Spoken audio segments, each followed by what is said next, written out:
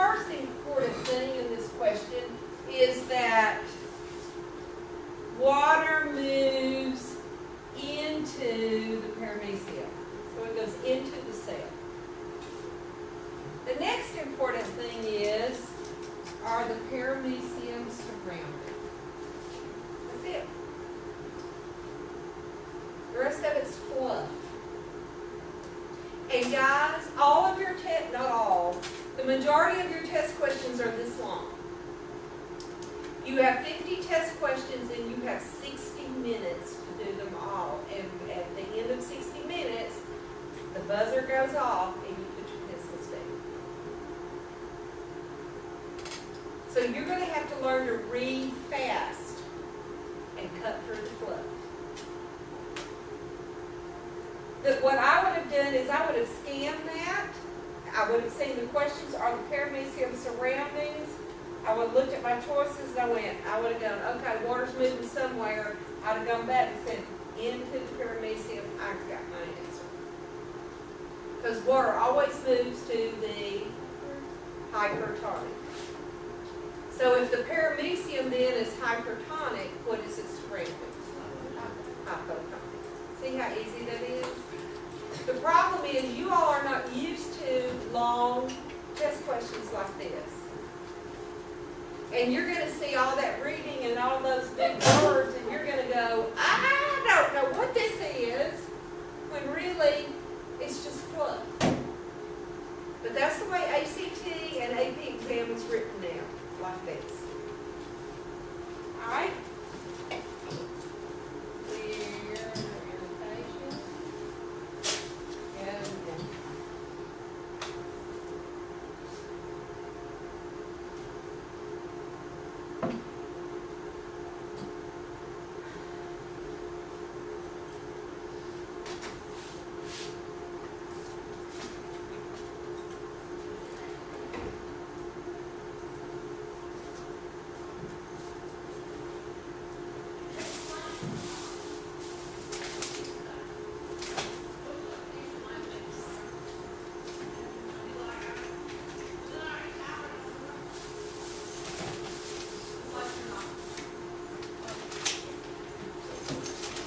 This reason that door in the front is locked. Well, sweetheart, that's why I said Edmundo come in through the lobby of the gym. Oh, we will. Try this one, I'm so confused.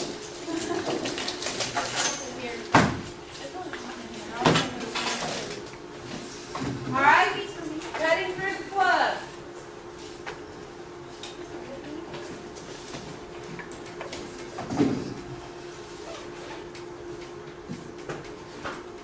What you think? What is the question asking you to do? Right. What is dehydration synthesis? Huh? One protein. Loudly. What is dehydration synthesis? No. Breaking, no. What does dehydration mean? It takes water. Doesn't it form it like when you it makes the things together? What is what does dehydration mean? To take water out. Take water out. What does synthesis mean? To create. So what have we studied about that we had to remove water to make something?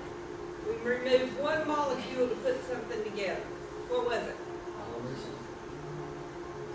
So you remove a molecule of water to join the monomers to make polymers. That is dehydration synthesis. Well, what is hydrolysis? What does hydro mean? And lysis? Break apart. Break apart. So what is hydrolysis? What? No. We're using water to break apart what? What kind of molecules? Macromolecules. Macromolecules and polymers. So with dehydration removing water to build nucleic acid, a lipid, a protein, or a carbohydrate. Hydrolysis, we're adding water to bust up that carbohydrate. Your cells can't use starch. They have to have it busted up into its individual glucose monomers. So now which one of these is the answer? Are you sure?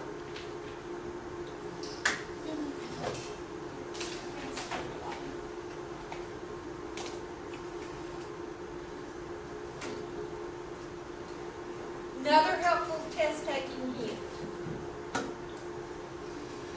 When you have multiple part answers like this, let's see if they're, take your little pencil and go, dehydration synthesis assembles polymers. Is that true or false? And hydrolysis breaks them down. True or false? True. So my first instinct is to go with that, but I've got to look at the rest of it. Hydrolysis occurs during the day and dehydration synthesis happens at night. That's ridiculous. Hydrolysis creates monomers. Does hydrolysis create monomers?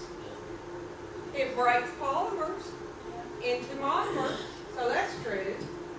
And dehydration synthesis destroys monomers? No. Dehydration synthesis occurs in plants? Well, that's true. And hydrolysis happens in animals? Well, that's true too. But more true would have been in all living organisms. They both occur in every living organism. This is your distractor. Both sides of it's true, but it's not a complete truth. Okay? So your guy was going to have an obviously wrong, a kind of wrong, a distractor, and a truth. All right, next test taking tip. Guess the correct answer by eliminating the wrong answer, which is basically what I just showed you how to do. Do not think that you know the right answer right away unless it gives you, this is the definition of hydrolysis. Then you probably know the right answer right away, but you're not going to have questions like that. Those questions are long gone. They no longer exist.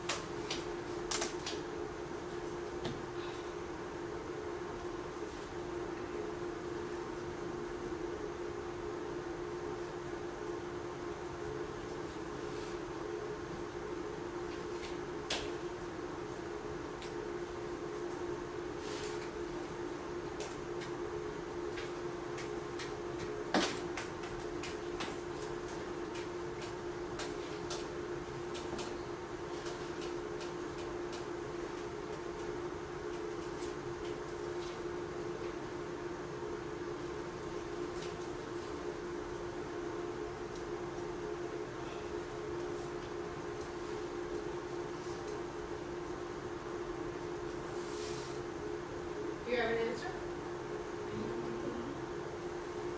A scientist in the field is searching for new organisms. They discovered one in the rainforest of Ecuador and South America. The cell has the following molecules and structures. All right, let's see what it's got. It's got enzymes. All cells have enzymes. It has DNA. If it's alive, it has DNA. It has ribosomes. If it's alive, it's got ribosomes. It has a cell membrane. Yep. And it has a mitochondria. Uh-oh. That's the only thing that all cells don't. What kind of cells do not have a mitochondria?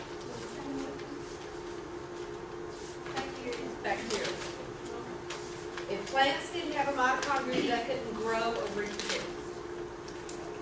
They could, or photosynthesize. You gotta have a mitochondria to be alive, or you gotta have another way to make energy. Now, there are organisms like bacteria that do not have mitochondria. They make their energy with glycolysis only, which is very inefficient. But hey, how much energy do you need? All you do is reproduce. You don't do anything but eat, poop, and reproduce. They don't have to move. They don't have to do anything. All right. So, we know it can't be a bacterium because that's a prokaryote and they don't have mitochondria. An animal but not a plant because animal cells have mitochondria and plant cells do not. I just answered that question. No mitochondria, no growing, reproducing, photosynthesizing. You're dead. A plant but not an animal because plants are the most common in the rainforest. Hogwash. I guarantee you there's probably more species of animals than there are plants. It could be from a plant or an animal, but it's hard to say without more information. That is true. If it had chloroplast, what would it be from? If it had lysosomes, what would it be from? Because plants don't have a lysosomes.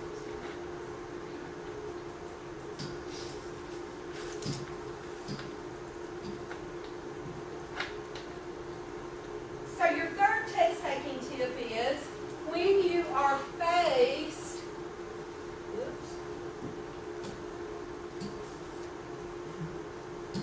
when you are faced with a multi-part answer, decide on one part of the answer at a time.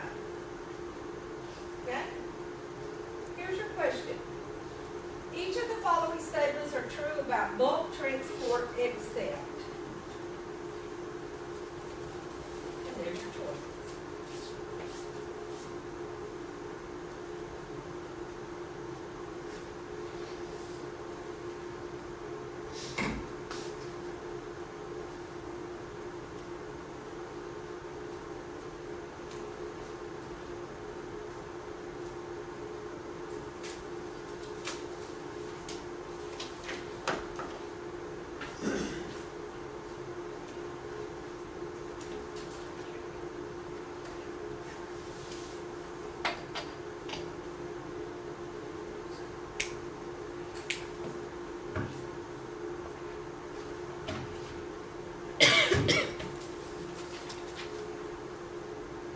And the answer is?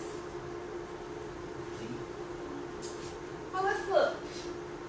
Phagocytosis can bring in large amounts of substances. True or false? Does it do it through a channel protein? False. Endocytosis brings materials into a cell by forming inward folds of the cell membrane. Endo is bringing stuff in, and it can do it by that or other ways. Exocytosis is accomplished by placing material in a membrane-bound vesicle which fuses with the plasma membrane that expels its contents. That could be true. This is more true than this one, but what did I just say? Endocytosis, inward folds of the cell membrane, what I did this in other ways. It left off the other ways. Kenocytosis and endocytosis involve bringing in substances into the cell. That's true. So, true, true, true, false. Now, what was the question? All are true except, well, true. Except. So we're looking for the false, and A is false. Your distractor would be B. B is your distractor because it's somewhat true. It's not totally true, and it's not totally false. So this is your distractor. All right, let's go to this question.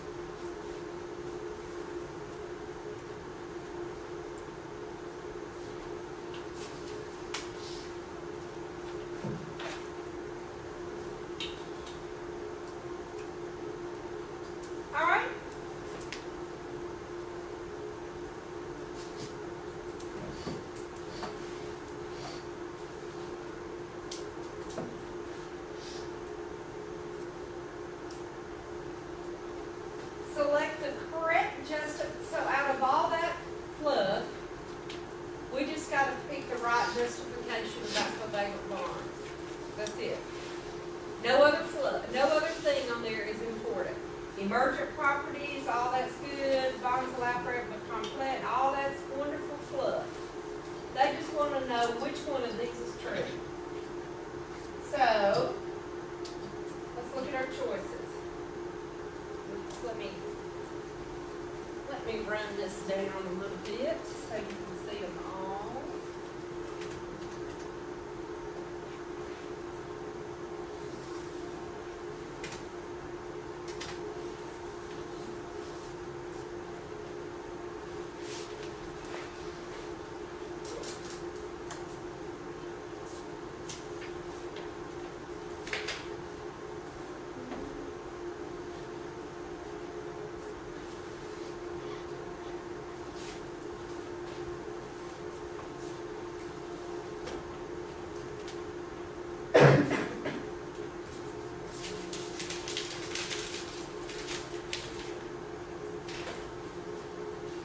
And the answer is? Guys, this is 8th grade, I hate to tell you. What? Hold up, a 1 for A, a 2 for B, a 3 for C, a 4 for D.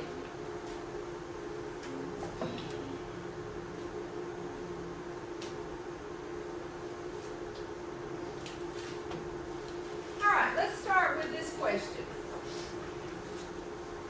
When atoms form bonds, what part of the atom do they use to form this bond? It's the outer shell, but what part of the atom makes these bonds and stores this energy? Electrons. What have we been talking about? What's most important? Electrons. Electrons have the energy. When electrons are not bonded, they are moving, and that is a kinetic energy.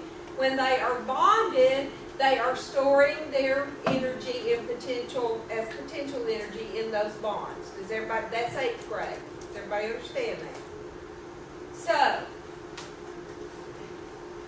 in covalent bonds, electrons are removed from one atom and transferred to another so that the atoms become oppositely charged. What kind of bond is that? Ionic. In covalent bonds, protons or neutrons are shared by 2 atoms so as to satisfy the requirements of both. That's.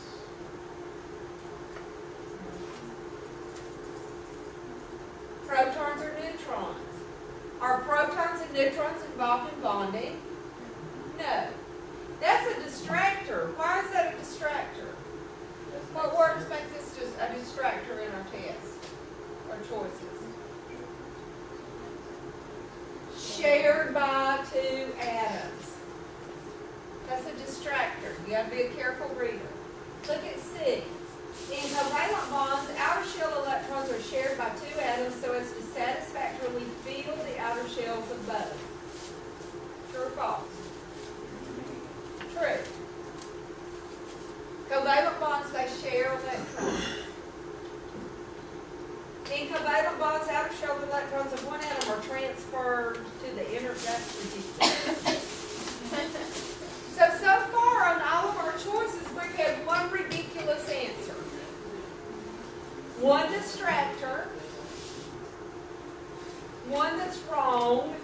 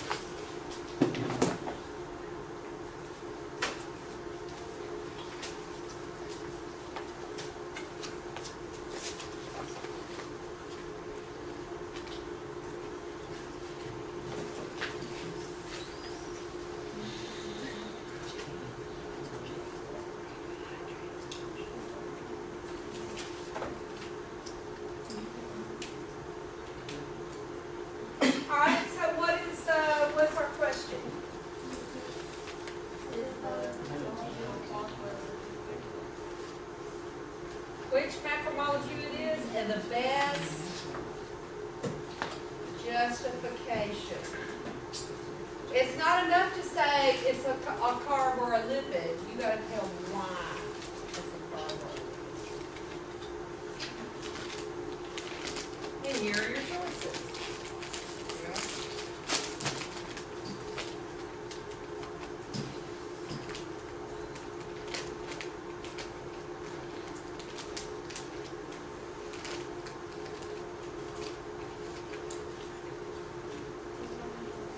Now, there's another one, I'm gonna get it on.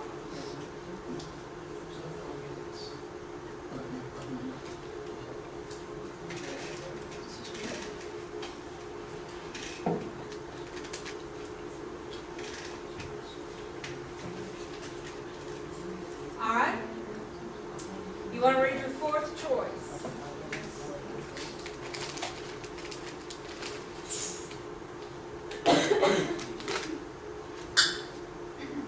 Oh.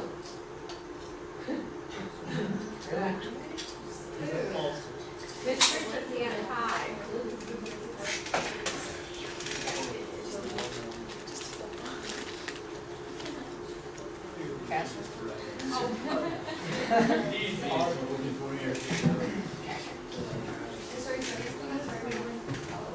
Yeah.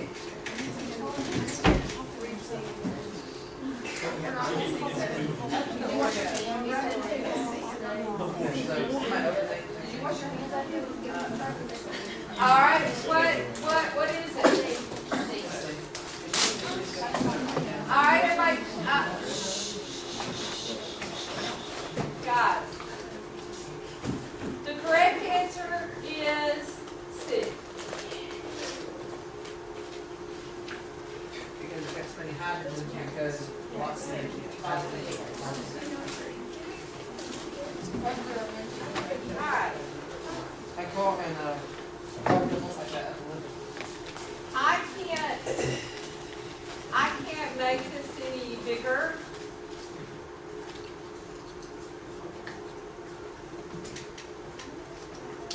Yeah, you can go up there if you need to. No, this is from Eric. Eric Isaacs. Cause see, I only stay until I get hungry, and I'm about getting hungry. Will you read aloud? Come here, you can have 9 kids on vacation in the Bahamas. Teresa, will you read aloud? What about? Wait, is there a time when you're not hungry? The following experiment was designed to test whether different concentration gradients affect the rate of diffusion. In this experiment, 4 solutions were tested under identical conditions.